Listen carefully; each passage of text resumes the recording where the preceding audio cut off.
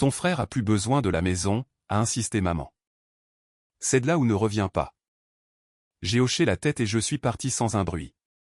Le lendemain matin, ils ont découvert qui venait de devenir leur propriétaire. La cuisine sentait encore le rôti du dimanche, mais le confort familier du dîner de famille était devenu amer. J'étais assise à la table en chêne où nous avions partagé nos repas pendant 28 ans, regardant les ongles parfaitement manucurés de ma mère tambouriner contre son verre de vin. Le silence de mon père était lourd, plein d'attente, et mon frère Michael. Eh bien, il avait juste l'air suffisant. Sarah, commença maman en utilisant ce ton qu'elle réservait à ce qu'elle appelait les conversations difficiles. Nous devons discuter de la situation de ta maison. Ma situation de maison? Comme si la maison victorienne de 3 chambres que j'avais achetée après 5 ans à économiser chaque centime de mon travail de consultante était en quelque sorte un problème à résoudre. Qu'y a-t-il à ce sujet? J'ai gardé ma voix neutre, même si je savais déjà où cela menait. Les appels téléphoniques chuchotés, les réunions de famille auxquelles je n'étais pas invité. L'intérêt soudain de Michael pour mon quartier. Ton frère va se marier, a finalement dit papa. Lui et Emma ont besoin d'un endroit pour commencer leur vie ensemble. Quelque chose d'établi. J'ai pris une lente gorgée d'eau, laissant les glaçons teintés contre mes dents. Ils ne peuvent pas s'offrir leur propre logement. Ne sois pas difficile, a lâché maman. La famille d'Emma est très à cheval sur les apparences. Ils attendent un certain standing. Bien sûr, ils l'attendaient. Emma venait d'une famille riche de longue date, du genre qui méprisait les origines de classe moyenne de Michael. Les tentatives désespérées de notre famille pour impressionner ses parents avaient été presque pénibles à voir. Et ma maison répond à ces standards, ai-je demandé. Elle est dans le bon quartier, a ajouté Michael. De bonnes écoles à proximité pour quand nous aurons des enfants. En plus, tu es toute seule. Tu n'as pas besoin de tout cet espace. Juste une personne. Comme si ma valeur était en quelque sorte diminuée par mon statut de célibataire. J'ai acheté cette maison moi-même, leur ai-je rappelé. Chaque centime de l'apport, chaque mensualité de prêt, c'était mon argent. Et nous te proposons de te dédommager, a dit papa en sortant un dossier. Nous l'avons fait évaluer. Nous te paierons ce que tu y as mis. J'ai ouvert le dossier. Le montant qu'il proposait représentait à peine les 2/3 de la valeur actuelle du marché. C'est nettement en dessous. C'est une affaire de famille, Sarah, a coupé maman. Nous n'essayons pas de faire un profit ici. Nous essayons d'aider ton frère à commencer sa vie. Et ma vie à moi, ai-je demandé doucement. Michael a levé les yeux au ciel. Allez, Serette. Tu peux toujours acheter un autre endroit.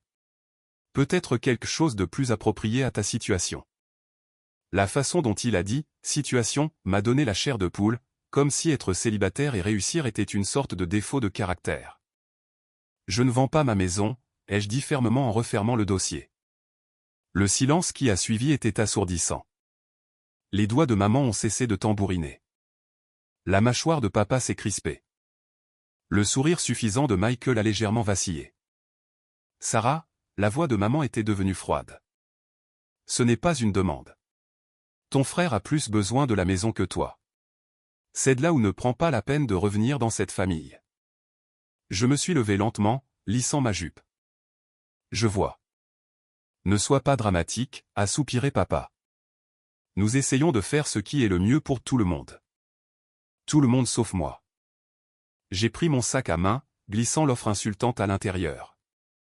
Je vais y réfléchir. Il n'y a rien à quoi réfléchir, a dit Michael. Emma planifie déjà les rénovations. Cela m'a arrêté net. Vous lui avez montré ma maison. Nous avons fait une visite la semaine dernière, a admis maman, pendant que tu étais au travail. Ils étaient entrés dans ma maison sans que je le sache, sans ma permission, prévoyant de me la prendre avant même d'avoir eu cette conversation. Je dois y aller, ai-je dit, ma voix stable malgré la rage qui montait dans ma poitrine. Sarah, a appelé maman alors que j'atteignais la porte. Ne rends pas les choses difficiles. La famille, c'est le sacrifice. Je me suis retourné une dernière fois, observant la scène. Le dîner de famille auquel je ne serais plus jamais invité si je n'obéissais pas. Les parents qui ne me voyaient que comme une ressource pour le bonheur de mon frère. Le frère qui n'avait jamais travaillé pour quoi que ce soit dans sa vie. Vous avez raison, ai-je dit doucement. La famille, c'est effectivement le sacrifice. Je suis sorti dans l'air frais du soir, mes talons claquant sur le trottoir. Dans ma voiture, j'ai enfin expiré le souffle que j'avais retenu. Mes mains tremblaient légèrement alors que je sortais mon téléphone et composais un numéro que j'avais gardé pour une telle occasion. Marcus, c'est Sarah Reynolds. Vous vous souvenez de cette conversation que nous avons eue sur l'investissement immobilier? Je suis prête à aller de l'avant. Oui, la totalité. Et j'en ai besoin pour demain matin. J'ai démarré le moteur, regardant les lumières s'allumer dans le salon de mes parents. Ils pensaient probablement que j'étais en pleine crise de nerfs dans l'allée. Ils s'attendaient probablement à ce que je cède d'ici le matin, que je revienne en rampant avec des papiers signés et des excuses. Ils n'avaient aucune idée de ce que j'avais construit pendant qu'ils étaient occupés à planifier la vie parfaite de mon frère.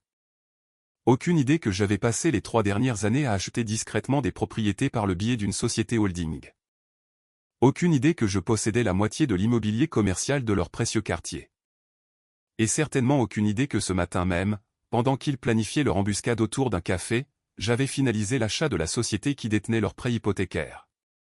Demain, ils apprendraient ce qu'était un vrai sacrifice. Demain, ils découvriraient exactement qui ils avaient essayé d'intimider. Mais ce soir j'allais rentrer chez moi, dans ma belle maison victorienne, me verser un verre de vin et me préparer à la tempête que j'étais sur le point de déchaîner.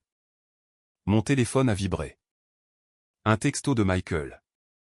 Ne rends pas les choses plus difficiles qu'elles ne le sont. Contente-toi de signer les papiers. J'ai souri en répondant. Tu as raison. La famille, c'est le sacrifice. À demain. Puis j'ai éteint mon téléphone, je me suis garé dans mon allée et je suis entré dans la maison qu'ils pensaient pouvoir me prendre. Le lustre antique que j'avais restauré moi-même projetait une lueur chaude sur les parquets. La cuisine où j'avais organisé des dîners brillait d'appareils modernes. Chaque recoin renfermait des souvenirs de mon travail acharné, de mon indépendance. Il faudra me passer sur le corps, ai-je murmuré aux pièces vides. Demain ne pouvait pas arriver assez vite. Le matin est arrivé avec une sorte de clarté vive qui ne précède que les moments qui changent une vie. Je me suis habillé avec précision. Costume gris anthracite, boucles d'oreilles en perles, cheveux relevés en un chignon professionnel. Une tenue de pouvoir pour des humeurs de pouvoir. Mon téléphone avait explosé pendant la nuit. 15 appels manqués de maman, 12 de papa, d'innombrables textos de Michael, allant de l'exigence à la supplication. Je les ai tous ignorés en me préparant un café dans ma cuisine bientôt tristement célèbre. À 8h30 précise, on a sonné à ma porte. Pile à l'heure, ai-je murmuré en ouvrant la porte pour trouver Marcus qui attendait avec une mallette en cuir. Tout est prêt, a-t-il dit en me suivant dans la salle à manger. Les documents ont été déposés à la première heure ce matin. Vous êtes maintenant officiellement propriétaire de Highland Property Management. J'ai souri, étalant les documents sur ma table antique. Et les notifications sont en cours de livraison, a-t-il ajouté en consultant sa montre. Elles devraient arriver dans la boîte aux lettres de vos parents dans environ 10 minutes. Comme par hasard, mon téléphone a de nouveau vibré. Michael appelait pour la 16e fois. J'ai finalement répondu, en mettant le haut-parleur. Sarah, où es-tu? Maman et papa paniquent. Nous devons régler cette histoire de maison aujourd'hui. En fait, ai-je répondu calmement, je suis à la maison, dans ma maison, où je vais rester. Ne sois pas ridicule, a-t-il lâché. Nous avions un accord. Non, Michael, vous aviez un plan. Je n'ai jamais accepté quoi que ce soit. Il a commencé à répondre, mais j'ai entendu de l'agitation en arrière-plan. La voix de maman, stridente de panique. Michael, viens ici tout de suite. Qu'est-ce qui se passe, a-t-il demandé. Pourquoi n'irais-tu pas voir, ai-je suggéré. J'ai le sentiment que tu voudras être là pour ça. J'ai mis fin à l'appel et me suis tourné vers Marcus. Combien de temps penses-tu qu'il leur faudra pour comprendre? Il a eu un petit rire dédaigneux en redressant sa cravate. Étant donné ce qu'il y a dans ces notifications. Environ 3 minutes. Encore juste. Mon téléphone a explosé de textos. Maman, qu'est-ce que tu as fait, bon sang? Papa, appelle-moi immédiatement. Michael, ça doit être une blague. J'ai pris une gorgée de café, savourant le moment. Les notifications qu'il venait de recevoir les informaient que Highland Property Management, leur société de gestion immobilière, avait été acquise par un nouveau propriétaire, que tous les contrats de location existants étaient en cours de révision. Et que leur loyer mensuel était ajusté pour refléter les valeurs actuelles du marché. Une voiture a freiné brusquement dans mon allée. La BMW de Michael, faisant crisser les pneus dans sa hâte. Il a fait irruption par ma porte d'entrée sans frapper, agitant sauvagement des papiers. « Qu'est-ce que c'est que ça ?» a-t-il demandé, le visage rouge de rage. « Notre loyer vient de doubler. » La société de gestion. Highland Property Management, ai-je précisé avec obligeance. Oui, je l'ai acheté ce matin. C'est surprenant le nombre de propriétés qu'il gère dans ce quartier, y compris la maison de maman et papa et ton appartement. Il a légèrement chancelé, tombant sur une chaise. Tu ne peux pas faire ça. En fait, si. Tout comme vous pensiez pouvoir prendre ma maison. J'ai fait glisser un document sur la table. Au fait, ton bail doit être renouvelé le mois prochain. Nous devrions discuter des conditions. C'est de la folie, a-t-il balbutié. J'appelle papa, déjà là. La voix de papa a retenti depuis l'embrasure de la porte. Lui et maman se sont précipités à l'intérieur, tenant tous deux des notifications identiques. Sarah Jean Reynolds, a commencé maman, utilisant mon nom complet comme si j'avais encore 16 ans. Qu'est-ce que tu crois que tu fais? Je me suis levé lentement, dominant la pièce. Je prends une décision commerciale, tout comme vous m'avez appris que les affaires de famille devaient être gérées. En devenant notre propriétaire? La voix de papa s'est légèrement brisée. En doublant notre loyer. Valeur du marché, ai-je corrigé. De la même manière que vous avez évalué ma maison bien en dessous du marché quand vous avez essayé de la prendre. Michael s'est levé d'un bond. C'est du chantage. Non, ai-je dit calmement. Ce sont les affaires. Mais puisque tu en parles, j'ai fait un signe de tête à Marcus, qui a de nouveau ouvert sa mallette.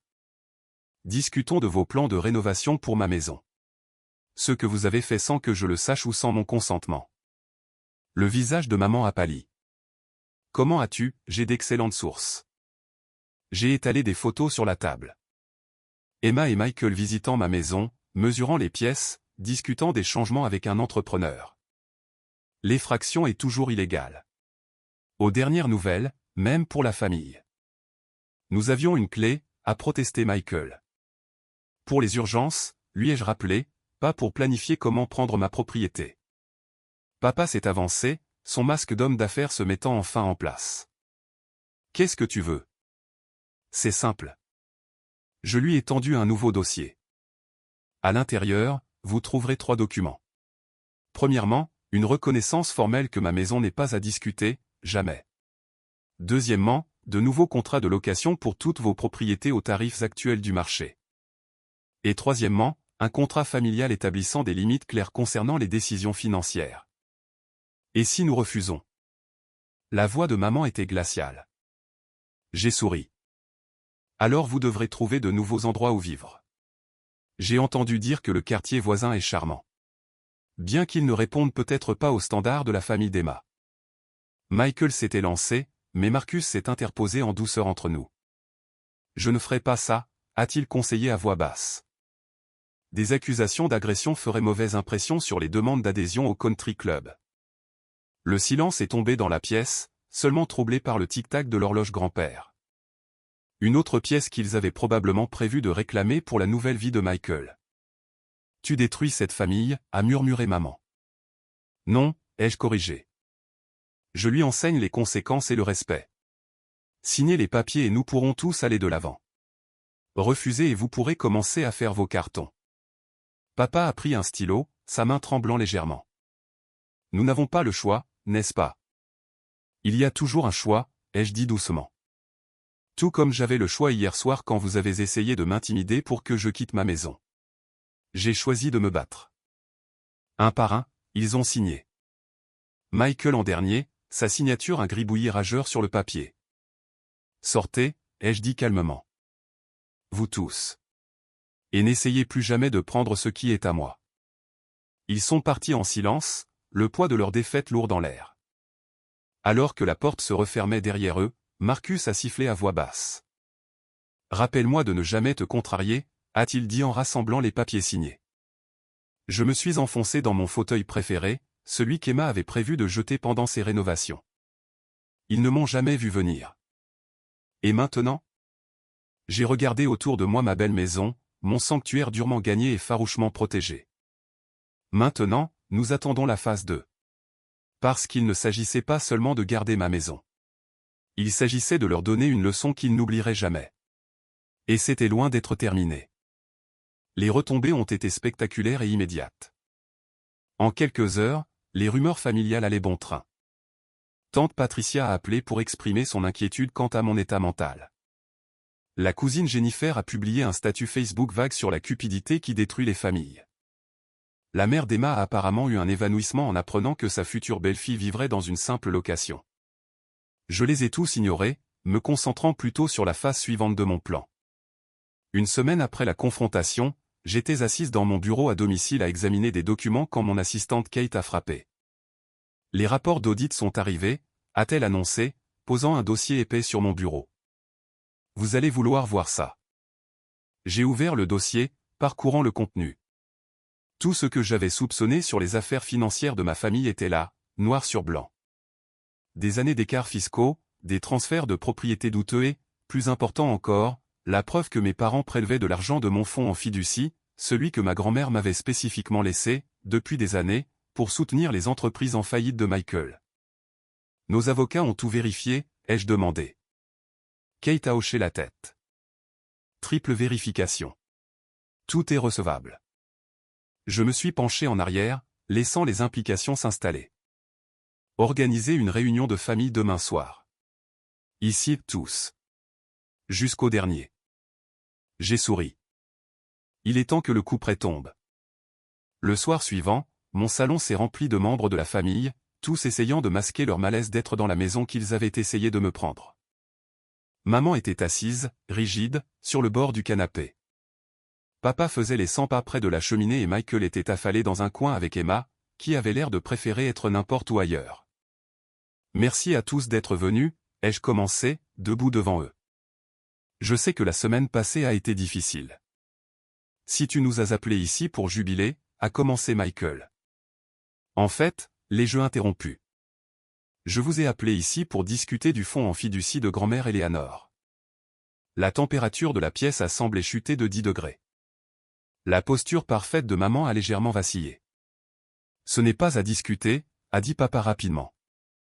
Ces comptes ont été réglés il y a des années. Vraiment?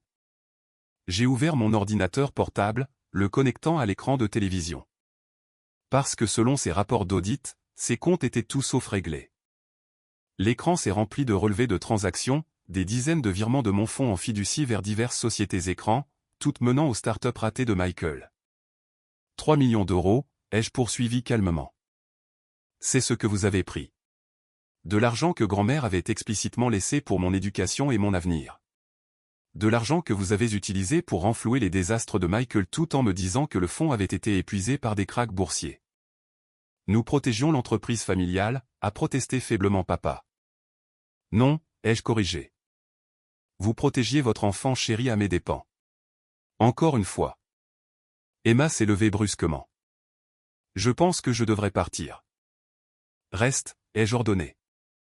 Tu devrais entendre ça aussi. Après tout, tu vas te marier dans ce pétrin. J'ai cliqué sur l'écran suivant. Une chronologie détaillée des échecs commerciaux de Michael et des dissimulations correspondantes. Cette entreprise ratée en 5 ans, ai-je narré. Chacune financée avec de l'argent volé. De l'argent qui était légalement à moi. Ce n'était pas du vol, a interjeté maman. Nous redistribuions les ressources familiales. Garde tes explications, les jeux coupés. J'ai déjà parlé aux avocats de la succession. Ce que vous avez fait n'était pas seulement contraire à l'éthique, c'était illégal. Michael s'était lancé. Tu n'oserais pas. En fait, la voix de Marcus est venue de l'embrasure de la porte alors qu'il entrait avec une équipe d'avocats, elle l'a déjà fait. J'ai distribué des dossiers à chaque membre de la famille. À l'intérieur, vous trouverez 2 options. Option 1, vous remboursez chaque centime pris de mon fonds en fiducie avec intérêt et signez de nouveaux accords reconnaissant votre faute. Option 2, je porte plainte pour fraude et détournement de fonds. Tu enverrais ta propre famille en prison, a haleté tante Patricia. Vous avez essayé de voler ma maison, lui ai-je rappelé.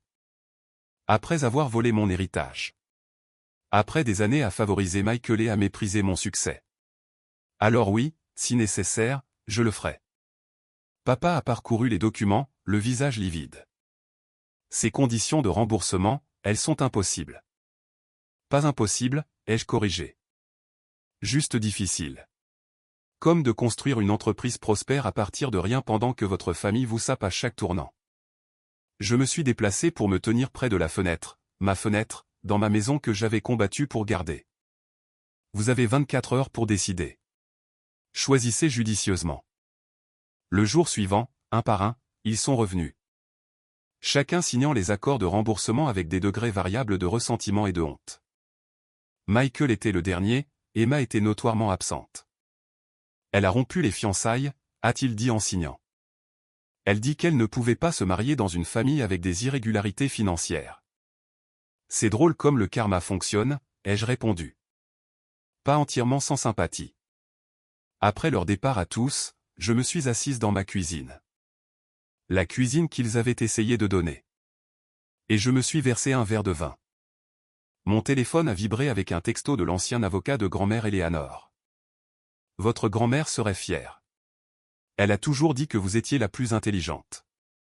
J'ai souri en me souvenant de ces mots avant sa mort. Ne les laisse pas éteindre ta lumière, Sarah.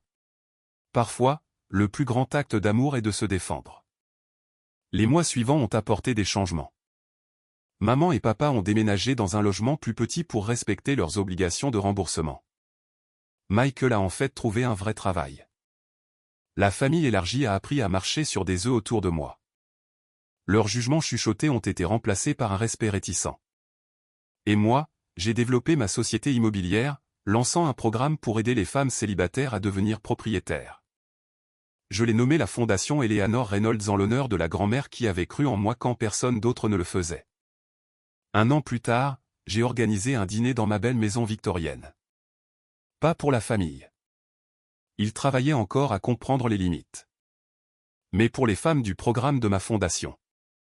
En les regardant partager des histoires et des rêves, j'ai réalisé quelque chose de profond. La famille, ce n'est pas seulement une question de sang. Parfois, il s'agit de trouver des personnes qui respectent votre valeur. Qui célèbrent votre succès au lieu d'essayer de le voler. Mon téléphone a vibré. Maman demandait si je me joindrais à eux pour le dîner du dimanche. Pour essayer de guérir, a-t-elle écrit. J'ai répondu simplement. Peut-être un jour. Quand vous serez prêt à me voir tel que je suis, pas tel que vous avez essayé de faire de moi. Puis je me suis retourné vers mes invités, levant mon verre pour un toast. À l'appropriation de son pouvoir, ai-je dit, et à ne jamais laisser personne prendre ce qui vous appartient. Les femmes ont applaudi, leur voix remplissant ma maison d'une chaleur qu'aucun dîner de famille n'avait jamais fournie. Plus tard dans la nuit, je me tenais dans mon jardin, regardant la maison pour laquelle je m'étais si âprement battu. Il ne s'agissait plus seulement de la propriété. Il s'agissait de se défendre. De montrer au monde et à votre famille que vous ne vous laisserez pas intimider ou diminuer. Parfois, la plus grande victoire n'est pas de gagner le combat, mais de choisir de se battre. Et alors que je regardais le coucher de soleil depuis ma terrasse arrière, ma terrasse, ma maison, ma victoire, je me suis enfin senti en paix. Ils avaient essayé de tout me prendre, mais ce faisant, ils m'avaient donné quelque chose d'inestimable. La force de me tenir seul.